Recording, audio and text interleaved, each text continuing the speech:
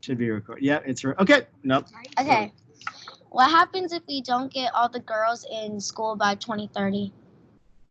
Well, I think if we're realistic, it's fair to say we won't get all Yeah. the girls in school. It's just not possible. It's a very noble goal, and I think we should all be working really, really hard to do it. And I think we will get better and better between now and 2030. But I think it's unrealistic to think we will do it, and we shouldn't be. Well, yeah, we should be disappointed if we don't, but not surprised. And we shouldn't let that slow us down. I think nothing will happen per se, but I think it will be, I hope, it will push us to keep trying harder until all of the girls are in school. Okay. Does that make sense? Yes. Okay. My question is, in some countries, Are why you is it Malia? No, I'm Angel. Hi, Angel. Leah's right here. Oh, hi, Malia's Malia. right Okay, Angel. Okay. In some countries, why is it not required to not go to school? Well, there are two things. In some countries, it's not required to go to school because it's just not part of the tradition and it's not accepted, or it's not believed that it is as important as we believe. But a lot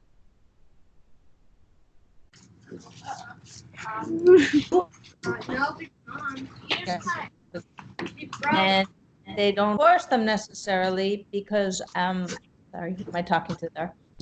They don't enforce them necessarily because sometimes they have very difficult issues that they have to deal with that keep girls from school, and so it makes it hard to enforce. Sometimes it's because in parts of whatever country that may be, culturally they don't believe it's that important. Other times it may be because the family feels there are other needs for their daughters. So there are lots of reasons, but most countries have some laws about educating young people. It's more often than not, it's a question of whether they're enforced. And also, of course, how many years that children are expected to go to school. That varies from country to country as well, of course. Those are your turn.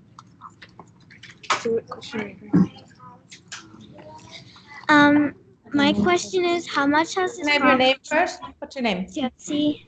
Hi, Josie. Hi, Josie. How much has this problem changed throughout the years? It's changed a lot, and it's changed a lot for Josie. Will you stay there so I can talk to you? It's weird looking at an empty.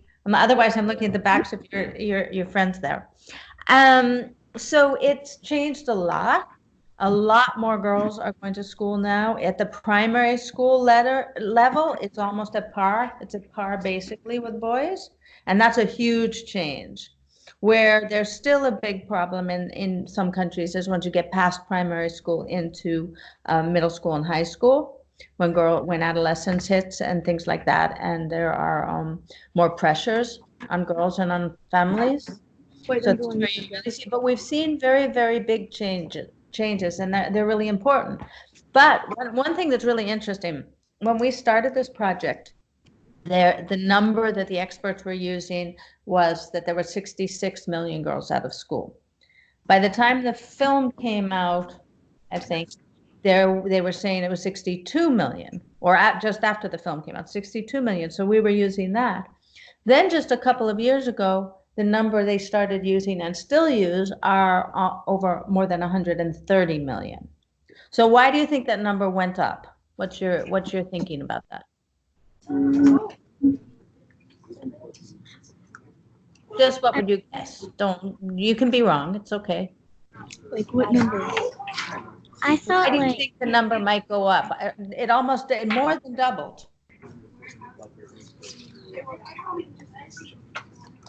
I don't know. Okay, well, you want to know something really interesting? It's a little bit of a trick question, because actually more girls were going to school than before. But back when they used that 66 and 62 million, they were only counting the younger girls. So once they started counting all the girls through high school, the number doubled. So it sounds like they're double the number of girls out of school. And we thought everyone's been working so hard at this, and we all thought it was getting better and better. How can it be getting so much worse? And then they explained why the numbers changed, because they realized it wasn't really accurate and it wasn't right to count girls only up to age 16, because that left out so many. And that if we were going to take this problem seriously, we needed to look at all girls. And so that's why the number changed. So now you'll see the number is that's used is about 130, 131, 132 million girls. But it doesn't mean the number actually doubled at all. Okay. I have an add-on question to her question was, what grade did they start counting from not being in school? For not being in school, well, now they're counting at age 18. Okay. But it was before What that grade did it younger. start? What grade did it start at? Meaning, I'm not sure I understand your Like, question. it went from first to high school. Like, what grade did it start at? Oh, I see what you're saying. You know, I think you'd have to look. I think probably it's basically first. I don't think they consider things like pre-K. But I would check that yourself, because I'm not absolutely positive. But I don't think pre-K is relevant in these numbers and that sort of thing. Okay. No, it's your turn. Why are girls required? Why are girls not required to go to school in this month? No, that's okay. That's a fair question. And keep it, so not required to go to school, or are you going to finish? Countries. Well, it depends. In many countries, they are required to go to school, but they're just not sent to school. So that, first of all, isn't a question of requiring. It's a question of whether they're actually sent. You know, to some degree, we have that problem in this country, not to the same degree, of course. But it's you know, every country is different. They have different laws, different ages, that kind of thing. So you'd have to look at it country by country. But many of the reasons, I would say, is that young people are, and I would say it's not only about girls, it's also about boys in terms of the laws about what age they no longer are required to go to school. And that often is about, in poor countries, young people have to go to work or expected to go to work.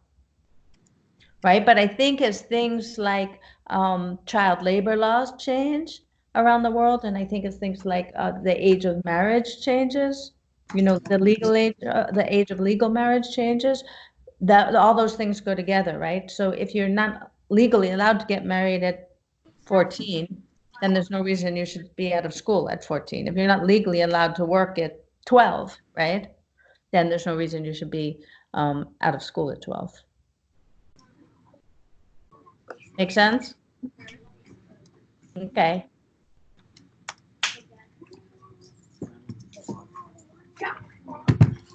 What can we do to help the Girl Rising organization? Well, I always say you're limited only by your imagination. So tell me what you like to do. Like, get more girls in school and get that number of girls that are out of school and like make that number go down.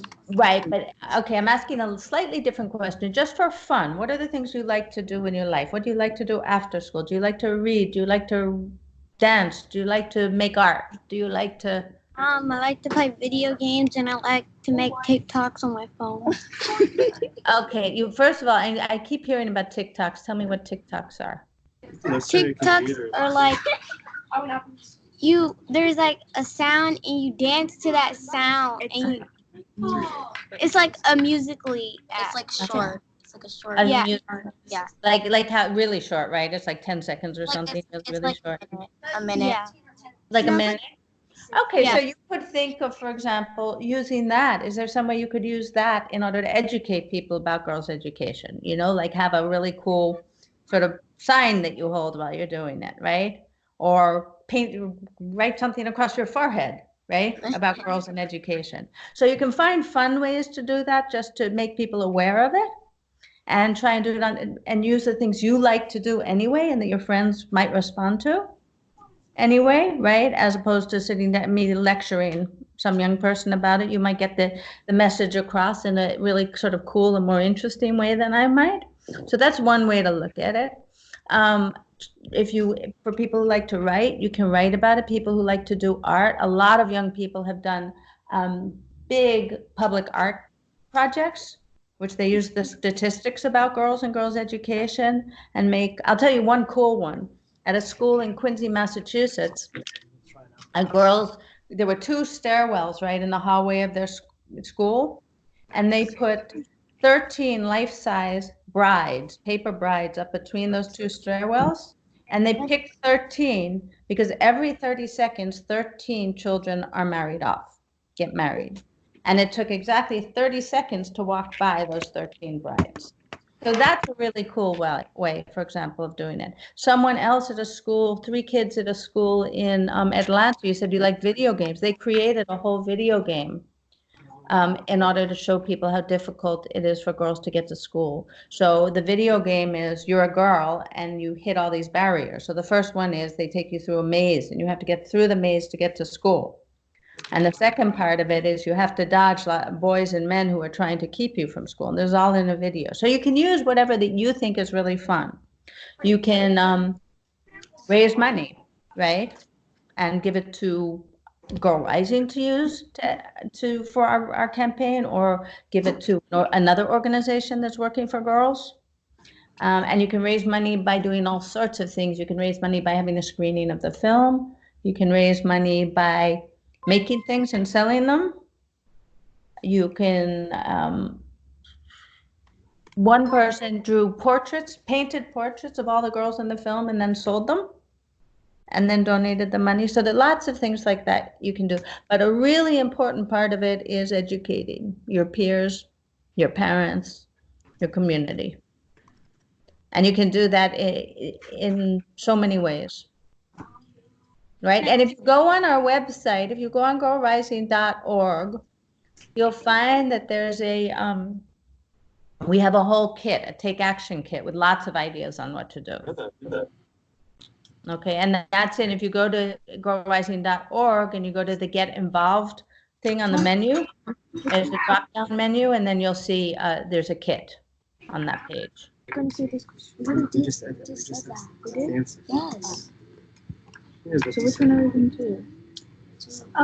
How is Girl Rising helping Guatemala? Guatemala. Oh, yeah. That's Because we were at about, so I'm trying to get them to find out more about like what you guys do in the different countries. Sure. And so what did we find out about Guatemala when we read?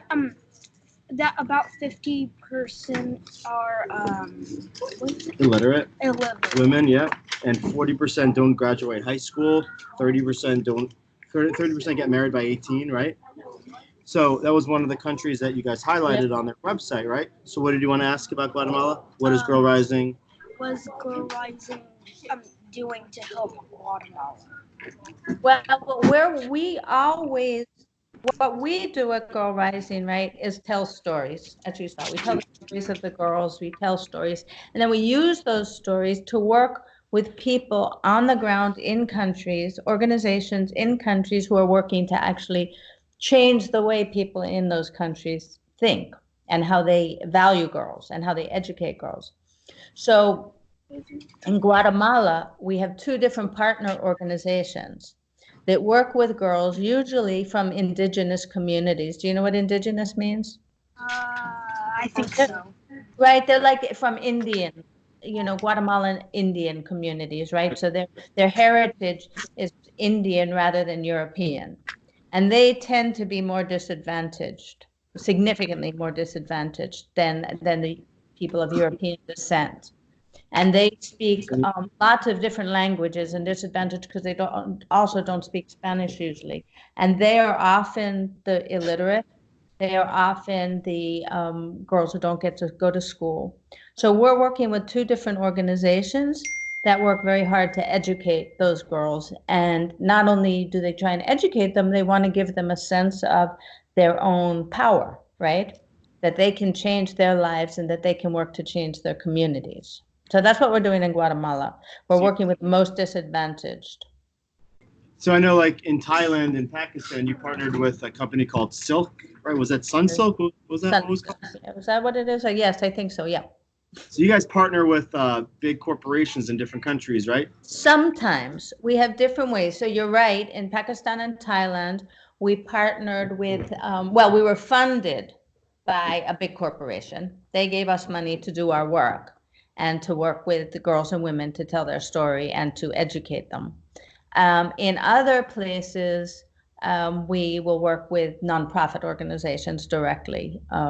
Oftentimes, in that one, you saw like there was a lot of stuff about Sunsilk. Most of the time when we work with corporate partners, they just give us money, and they don't actually, you don't know they're there necessarily. They just give us Give money. you money, and then you guys like fly. Do you then like fly into the country and like work? You send people from Girl Rising to work with. What do you actually do? Yeah, we never do that. Like I always say, we don't know anything about educating girls. We don't know how to educate girls, right? We're not educators. We're not teachers. We don't know how to educate girls. We don't know how to build schools for girls.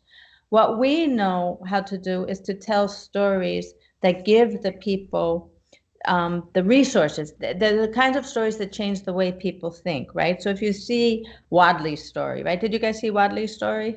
Yes. And which you saw, what else? Did you see Suma's?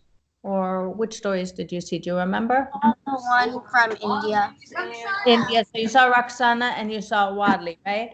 So the idea there is to let people get to know these girls so they understand the value the girls have. And in those countries we go to, we work with organizations that take those same stories, translate them into their own languages, and use them to convince the brothers and the fathers and the community leaders that girls should be educated, that girls are valuable, right? And they use them to convince girls that they are valuable themselves, so they value themselves too.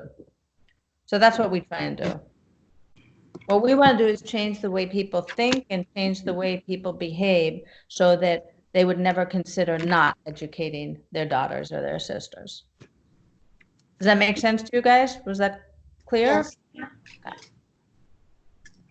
I have a question about like when we don't, if we raise money, how would we give it to you? Like how would we donate it? You can go on our website. Again, there's a donate button. You just send it to us basically. But there's a, and it's it's a nonprofit organization, so it can accept the money and it will go directly to our programs, right? Okay. To all the work we do.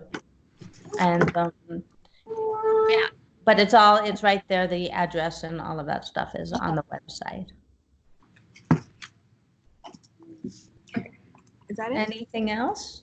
Yeah. Yes. I have a question. Go on.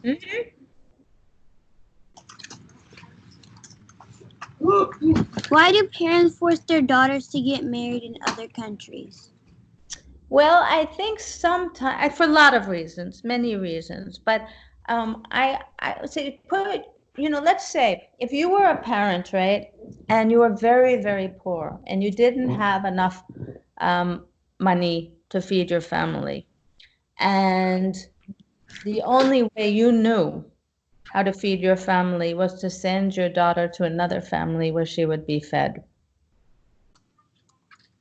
where she'd be safe. Right? It might be something you would do. So I like to be very careful that I don't think about the parents as bad people or bad parents. I think sometimes they don't feel that they have a choice, and no one in the community has ever explained that there is a choice. So sometimes it's because there's not enough food. Sometimes it's because it's not enough money. Sometimes it's because it's just the cultural tradition, and it's what they did and what their mothers did and what their grandmothers and great-grandmothers did, and it's the world they know. So it's for a lot of reasons. Sometimes in places where it's dangerous to be a girl, it's the only way they feel that they can protect their daughters, that it's actually they feel that it's best for their daughters. So it's sometimes pretty complicated because they love, in most cases, they love their daughters every bit as much as our parents love us. And I think that's like super important to understand that they're not bad people. They just have different culture and different tradition and different opportunities. Does that make sense? complicated for sure. It is complicated, and it's so easy to just be outraged by it, as I often am outraged by it. But, you know, when you stop and think about it, and you think about what it would be like to see your children and not know how you're going to feed them, suddenly the equation changes a little. It shifts a little, as you would try, any parent would try to figure out how to take care of their children in the best way possible. And sometimes, to some parents in some places, marrying them off seems like the best answer to a hard question. I have a question. I don't know if it was asked, but like in the past, Girl Rising started what, like 7 years ago? Yeah, we started the campaign in 2012, and the film 2013 came out in 2000. In those 7 years, is there a way to see like how has this issue changed in those past 7 years? Well, I think you can say, first of all, that everyone's talking about it, right? Well, When we did start, they just ask that question? no, not that way.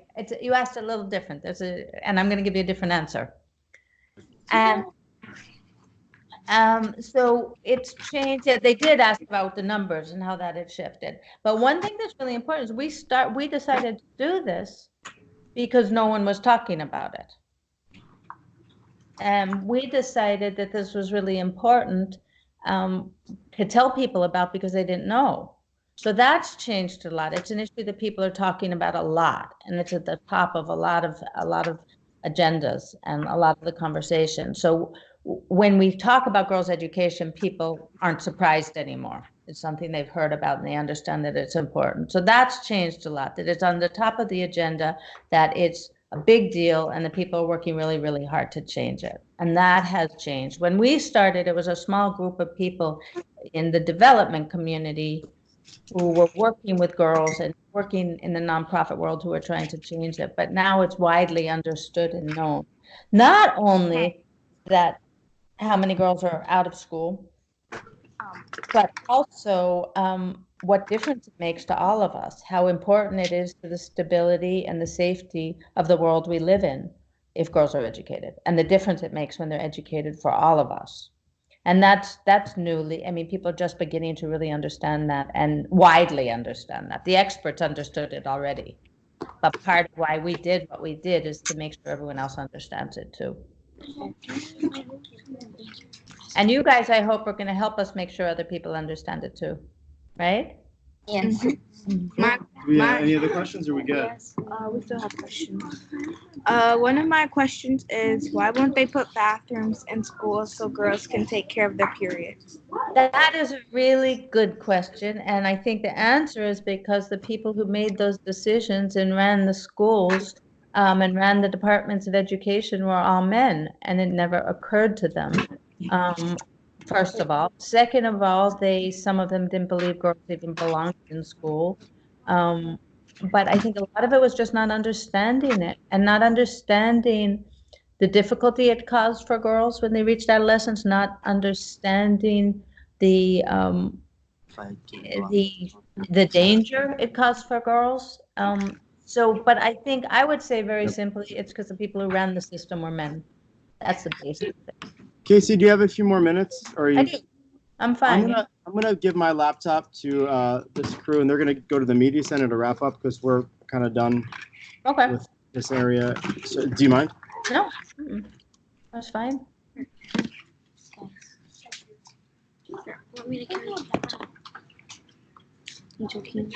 Kaden, will you walk this down? No, two hands. It's a two-hand thing. It's a two-hand thing. What do you want me to do? I'm walking down where? Everyone else has to Walk it down where? library. Never mind. We're good. Thank you. Hi. If not, remember recess is at 2:50. Do you have a minute, Ms. Johnson? Yes. Hey guys, I just need to talk in the hallway with a few people. And take 2 minutes to keep doing what you were doing. You're both doing a really great job. Just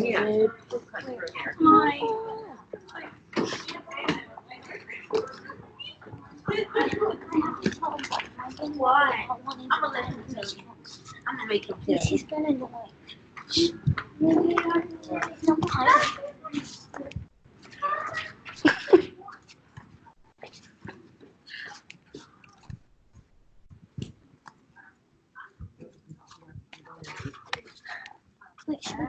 aisle?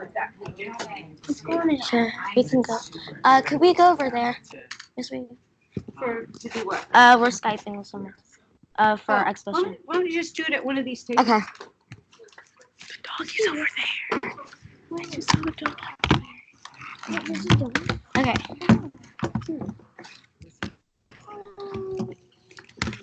All right. Can you hear us? She can hear us. Yeah. Can you hear us? Mm-hmm. And see. Step on this side. Everybody sit down. That way she can see you and you'll be able to see her. Pull your chair over like right here.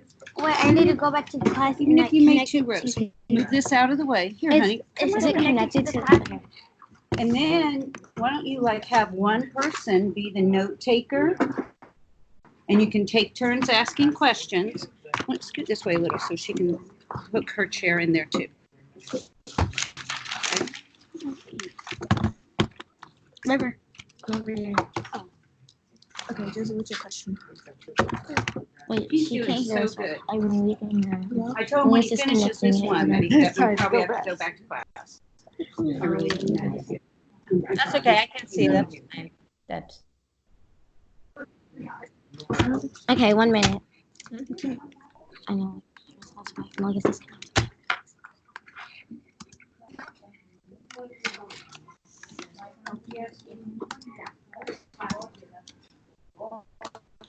Can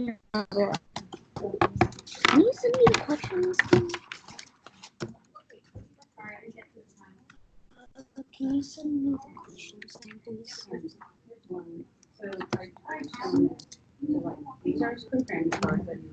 No, not the answer questions. He's doing a good through coding. Wow. And then if he doesn't get it, he just redoes it. I mean, he's amazing.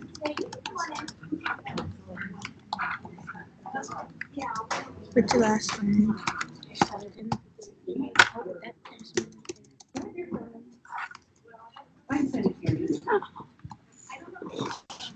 Leah, stop. Okay, can you hear us? I can. Yes, can you hear us? Malia, Yep. that's we can't hear. We can't hear you. You can't hear me? Can Can you we hear go me? somewhere else? We can't go in the hall. Because we can't hear. Let's just turn it up. No, it's like we can't hear. Okay, can you try again? Yeah. Can you hear me now? Okay, it sounds like it's on mute. No. Hear me now? I'm not on mute. It's connected to. So just check it. Yeah. I don't think your speaker is on. It No, is. it's just It Oh, connected. you can hear us?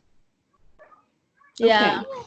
I have a speaker, but if we're not getting No, it's anything connected here. to the classroom. Okay, but that wouldn't be anything. It still has to be this speaker. Are we on mute? Maybe.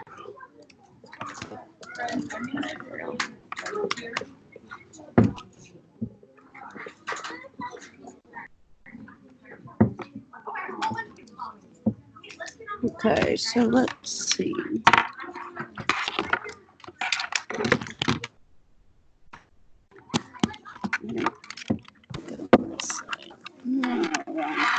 Okay, hold on.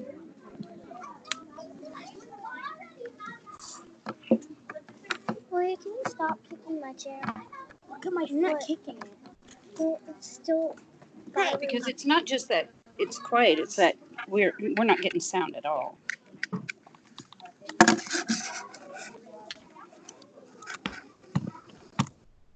But I don't really think this is going to work. Whoops. Because we can't hear her at all. Guys, we're gonna have to leave. It's almost recess. What's no?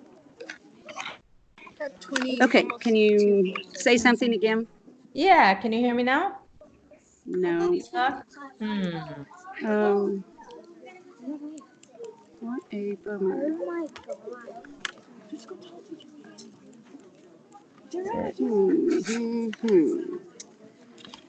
god. I don't know. We could try having her call my Skype. Or could we just call back, maybe? Should I just Yeah, try let's calling do back? that. Should I just cry? Do you have her number to call back? I can call back. Do Yeah, we'll call back. you want me to call you? Okay. So hang Yeah, up you on call there. us. Okay, I'll call you.